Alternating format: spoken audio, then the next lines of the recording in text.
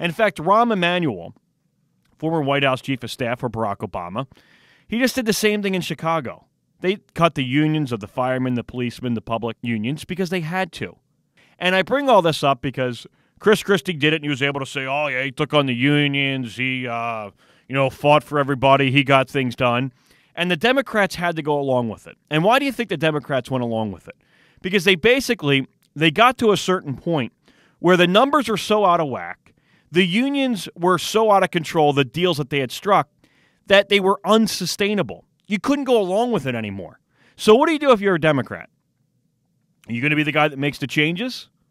Are you going to be the guy that makes the tough decision and cuts the deficit and tells the teachers union, I know you guys funnel millions to us every year, but we're cutting your pension? No. You let the Republican do it. So you let Chris Christe do it, and Chris Christe gets to have all the attention, the accolades as the guy that took on the unions, and then you sit back after it goes through, and then you fight for it. And that's exactly what happened. The president of the Senate there, one of the dumbest people I have ever met in my life, can't even put 3 words together. He's an idiot. It looks like a Saturday Night Live skit when he tries to criticize Chris Christe. The funny thing is he's probably going to be the next governor. But that idiot runs on TV. He's on Fox News right after it went through opposing it when his Senate just had to go along with it for it to be able to go into effect. So my point is, it looks good for the Democrats and it looks good for the Republicans. And now I turn to amnesty. And this is what's going on here. It's a dream of Democrats for millions of reasons to put through amnesty. Is it good for the country? Of course not. That doesn't matter. Now, the Republicans, because they are become so beaten down by the media, they don't know how to defend themselves, and they don't speak about the issue the way that it should be spoken about. And a lot of the establishment Republicans that are nothing more than fake Republicans that I wish would just get out of my party, they want it to go through for other reasons. And here's the solution. This is one of the unique, rare times in history where you actually have a moron in the White House.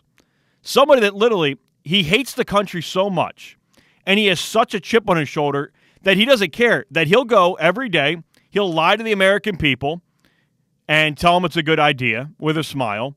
It's a staged crisis that people in his administration helped set up, and then he'll act like it's humanitarian reasons that we have to do this. Then he'll actually act on his own, something that nobody would ever do in their right mind. He'll just go ahead, he'll use his pen, and he'll be the scapegoat. And he won't even care. He'll let everyone in the country hate him, and he'll be the face of it, and it doesn't even bother him. Case in point, Obamacare.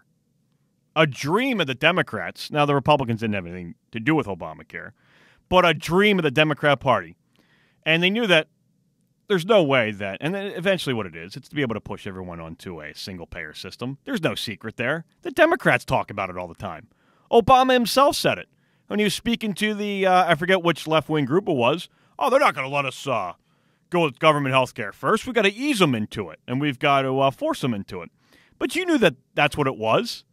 Oh, you need a face of it. Nobody's going to do that. Nobody really in their right mind is going to be the guy that's just going to lie to the American people, be the pitch man, right to their face and directly, and actually not even more than directly, mock the other people. Oh, the people that say that you're going to lose your plan, they're nuts. They're the crazies. And no one is really going to do that and be able to have to stick around and deal with that. Nope, not this man. He doesn't care. Ramrodded Obamacare through, and that's exactly what he's doing with amnesty. And he doesn't care because he literally, his bitterness, the angry little nerd that he is, nothing more than a Occupy Wall Streeter in a suit. Does the policies work? No, it doesn't matter. This feels like they're just. That should happen.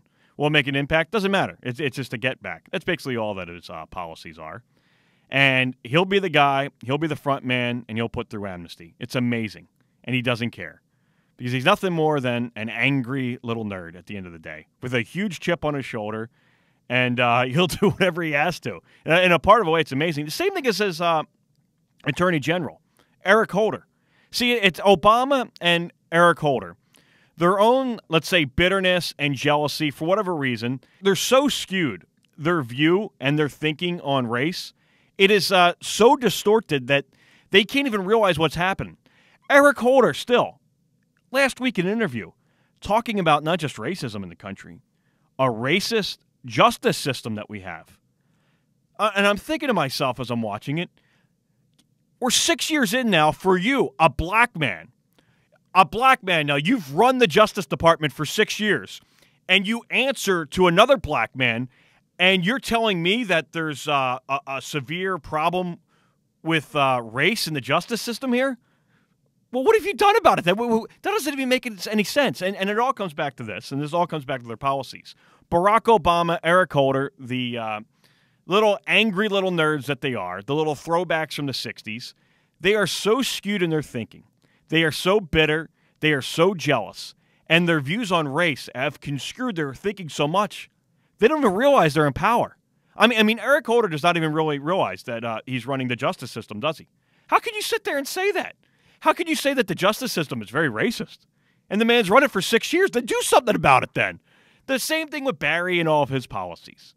And at the end of the day, the two that they are, the little Occupy Wall Streeters in a suit, their clouded thinking is literally, they can't even understand what they've become. They can't even understand that the President of the United States and the Attorney General. And all that brings me to, they'll be the scapegoat. They don't even care. That's how much bitterness the two have. And that's why we're going to have amnesty. And the Republicans are just allowing it. And we'll come back. I have some comments on the Republicans and the leadership, too, because it's out of control. And they should not have let it get this far. That's the problem. I blame the Republicans just as much for letting it get this far.